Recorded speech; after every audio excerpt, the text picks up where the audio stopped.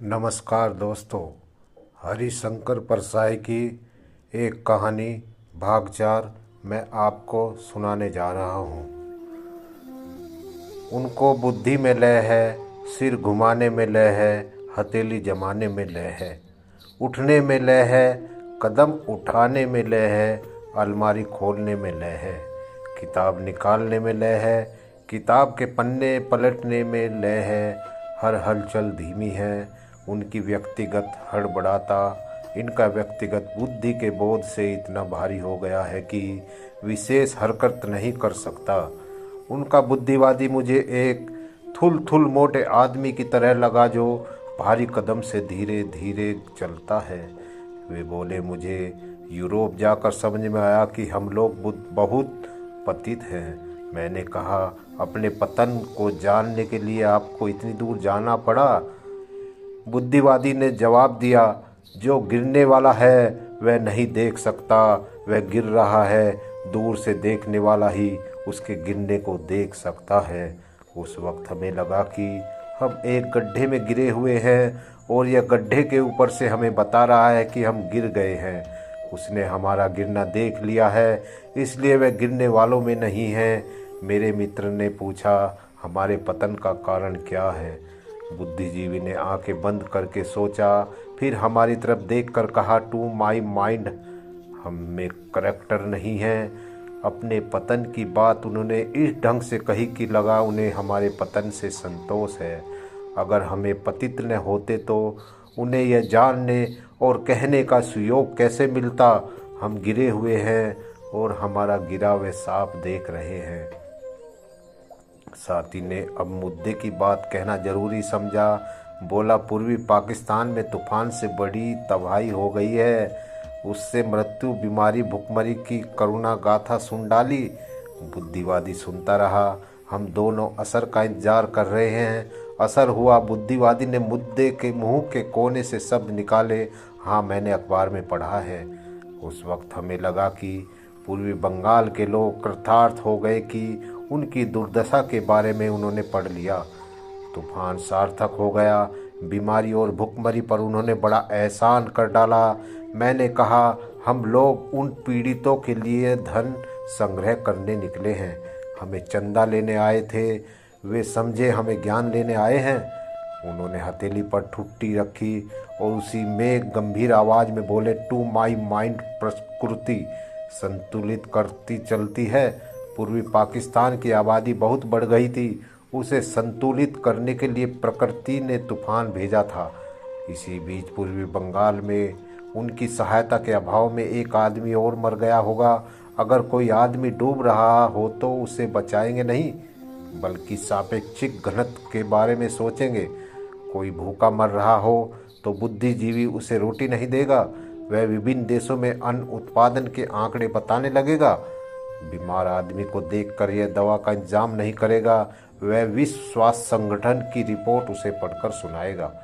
कोई उसे अभी आकार खबर दे कि तुम्हारे पिताजी की मृत्यु हो गई तो बुद्धिवादी दुखी नहीं होगा, वह दंश विज्ञान के बारे में बताने लगेगा। हमने चंदे की उम्मीद छोड़ दी। अगर हमने बुद्धिवादी से चंदा मांगा तो वह दुनिया की अर्थव्यवस्था बताने लगेगा। अब हमने आपको बुद्धिजीवी को सौंप दिया। वह सोच रहा था, सोच कर बड़ी गहराई से वह खोज कर लाया, वह सत्य जिसे आज तक कोई नहीं पा सका था। बोला, to my mind, our greatest enemy is poverty. मेरे विचार में हमारा सबसे बड़ा शत्रु गरीबी है। एक वाक्य चतुर रूप से मैं कहकर बुद्धिजीवादी ने हमें सोचने के लिए वक्त दे दिया। हमने सोचा, खूब सोचा, मगर गरीबी की समस्या के हल के लिए बुद्धिवादी की तरफ लौटना पड़ा। मैंने पूछा, गरीबी दुनिया से कैसे मिट सकती है? बुद्धिवादी ने कहा, मैंने सोचा है, पूंजीवादी और सामान्यवाद दोनों मनुष्य विरोधी हैं, ये दोनों गरीबी नहीं मिटा सकते। हमें आधुनिक तकनीकी साधनों का प्रयोग करके खूब उत्पादन बढ़ाना चाहिए। मैंने पूछा, मगर वितरण के लिए क्या व्यवस्था होगी? बुद्धिवादी ने कहा, वही मैं आजकल सोच रहा हूँ, एक थ्योरी बनाने में लगा हूँ। मनुष्य जाति की तरफ आशा की एक किरण बढ़कर बुद्धिवादी चुप हो गया। मेरे साथी ने कहा, हमें समाज को नवनिर्माण करना पड़ेगा। बुद्धिवादी ने फिर हमें दोनों को घूर कर देखा।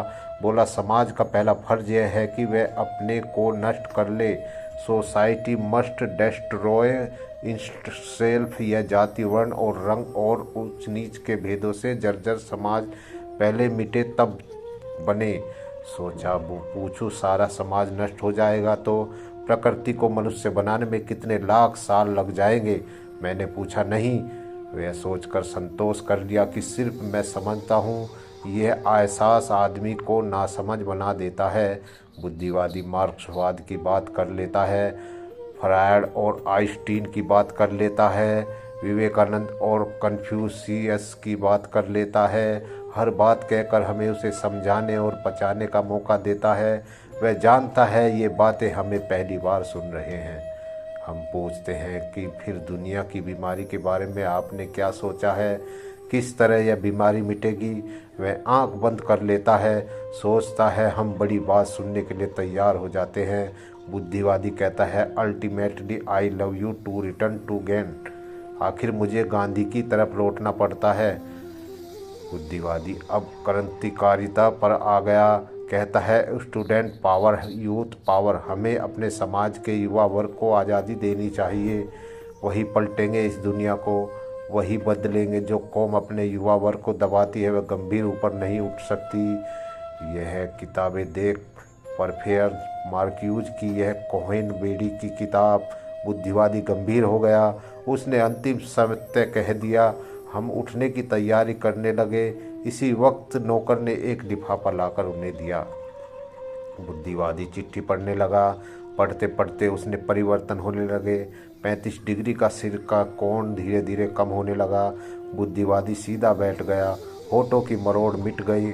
आंखों में बैठी बुद्धि गायब हो गई। उसकी जगह परेशानी आ गई। चेहरा सपाट हो गया। सांस जोर से चलने लगी। बुद्धिवादी निहत ओडम लगने लगा। बुद्धिवादी ने चिट्ठी को मुट्ठी में कस लिया, चश्मा उतार लिया। हम नंगी आंखें देख रहे थे। वे मुझे गई थी। चमक चश्मे के साथ ही चली गई थी। दब शायद मुट्ठी में चिट्ठी के साथ दब गया था। मैंने कहा, आप परेशान हो गए, सब खैर तो है। बुद्धिवादी हर तरफ रह गया। वह हमारे सामने बस उस असहाय बच्चे की तरह हो गया जिसका खिलौनी बाल्टी में गिर गया हो। गहरी सांस लेकर बुद्धिवादी ने कहा, यह जमाना आ गया है। मैंने पूछा, क्या हो गया। बुद्धिवादी ने कहा, लड़की अपनी मौसी के घर लखनऊ गई थी, वहीं उसने शादी कर ली, हमें पता तक नहीं। मैंने पूछा, लड़का क्या करता है। बोले, इंजीनियर है। मैंने कहा, फिर तो अच्छा है। बुद्धिवादी उखड़ पड़ा, क्या अच्छा है, मैं उसे जेल भिजवा कर रहूँगा। हमारे सामने एक महान क्षण उपस्थित था। मनुष्य जाति के आंतरिक संबंधों के बारे में कोई महान सत्य निकालने वाला है। उनके मुख से अब उनका मुंह पूरा खुलने लगा है। चश्मा लगाए हुए तब होठों की संपुट के कोणों से गुरु गंभीर आवाज़ निकालते थे, अब पूरा मुंह खोल कर बोलते हैं। बुद्धिवादी इसी स्थिति को विश्लेषण देता है।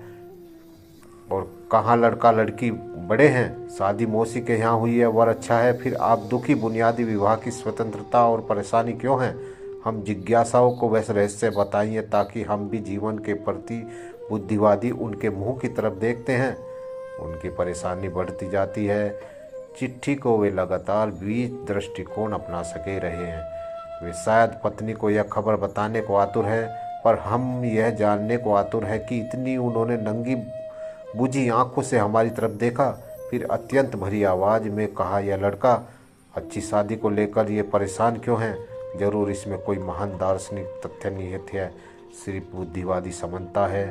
प्रेम की बिरादरी उनका सब कुछ परिवर्तित है। जाति में बाजे बजाकर शादी हुई थी।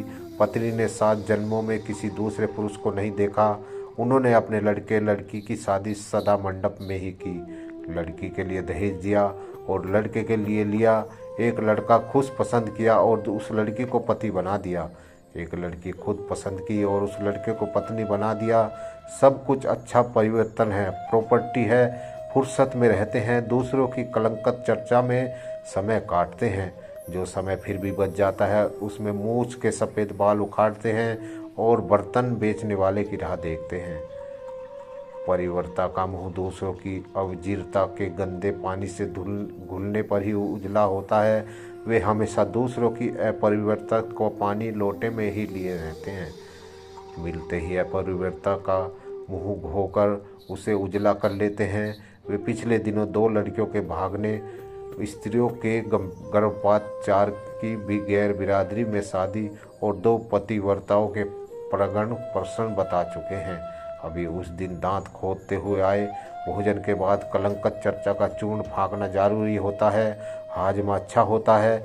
उन्होंने चूर्ण फाँकना शुरू कर दिया। आपने सुना, आमुक साहब की लड़की आमुक लड़के के साथ भाग गई और दोनों ने इलाहाबाद में शादी कर ली। कैसा बुरा ज़माना आ गया है। मैं जानता हूँ कि वे बुरा ज़माना आने से दुखी नहीं, सुखी हैं। जितना बुरा ज़माना आएगा उतना ही सुखी होंगे। तब वे महसूस करके और कहकर अनुभव करेंगे कि इतने बुरे ज़माने में भी हम अच्छे के अच्छे हैं। कुछ लोग चतुर होते हैं, वे सामूहिक पतन में से निजी गौरव का मुद्दा निकाल लेते हैं।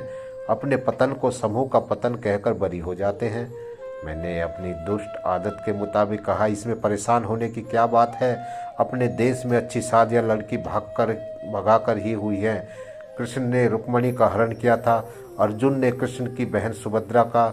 इसमें कृष्ण की रजामंदी थी। भाई अगर को ऑपरेट करे तो लड़की भागने में आसानी होती है।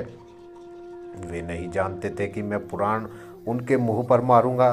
संभल कर बोले, भगवान कृष्ण की बात अलग है। मैंने कहा, हाँ अलग तो है। भगवान अगर औरत भगाए तो वह बात भजन में आ जाती है। साधारण आदमी ऐसा करे तो यह अनैतिक हो जाता है। जिस लड़के की आप चर्चा कर रहे हैं वह अपनी मर्जी से घर से निकल गई, मर्जी से शादी कर ली, इसमें क्या हो गया। वे कहने लगे, आप हमेशा उल्टी बातें करते हैं। रीति रिवाज, परंपरा, विश्वास क्या कुछ नहीं है। आप जानते हैं लड़का लड़की अलग जाति के हैं। मैंने पूछा, मनुष्य जाति के तो हैं। वे बोले, मनुष्य होने में क्या शक है। मैंने कहा, तो कम से कम मनुष्य जाति में तो शादी हुई। अपने यहाँ तो मनुष्य जाति के बाहर भी महान पुरुषों ने शादी की है, जैसे भीम ने हिडिंबा से। ये घटनाएं बढ़ती जा रही है। क्या कारण है कि लड़के लड़की को घर से भागकर शादी करनी पड़ती है। 24-25 साल के लड़के लड़की को भारत की सरकार बनाने का अधिकार तो मिल चुका है, पर अपने जीवन साथी बनाने का अधिकार नहीं मिला। मैं रोज़ सुनता हूँ 2 तरह की चिट्ठियाँ पेटेंट हो गई हैं। उनके मजमून ये है कि जिन्हें भागकर शादी करनी है वे, और जिन्हें नहीं करनी वे भी इनका उपयोग कर सकते हैं।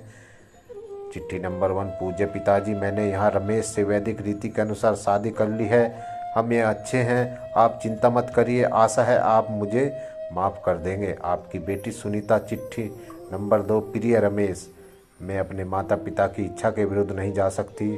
तुम मुझे माफ़ कर देना। तुम ज़रूर शादी कर लेना और सुखी रहना। तुम दुखी रहोगे तो मुझे जीवन से सुख नहीं मिलेगा। हृदय से तो मैं तुम्हारी 4-5 साल बाद आओगे तो पप्पू से कहूँगी, बेटा माताजी को नमस्ते कर, तुम्हारी विनीता। इसके बाद एक मज़ेदार क्रम चालू होता है। माँ बाप कहते हैं यह हमारे लिए मर चुकी है, अब हम उसका मुंह नहीं देखेंगे। फिर कुछ महीने बाद मैं उनके यहाँ जाता हूँ तो वह लड़की चाय लेकर आती है।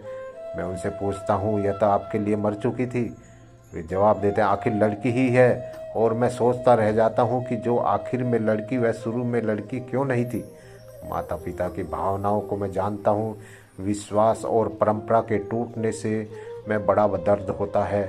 जब शेरपा तेज सिंह गौरी शंकर की चोटी पर होकर आया था तब उससे किसी ने पूछा था कि मुझसे बोले, तेज सिंह को ऐसा नहीं कहना चाहिए था।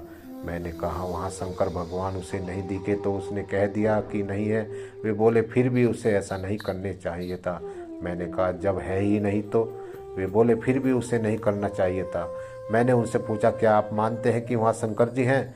उन्होंने कहा, यह हम भी जानते हैं कि वहाँ शंकर जी नहीं है। यह एक विश्वास हृदय है, इसीलिए शंकर जी हैं। वे ओढ़रवादानी हैं। कभी कोई संकट हम पर आए तो वे आकर हमें उबार देंगे। धन्यवाद।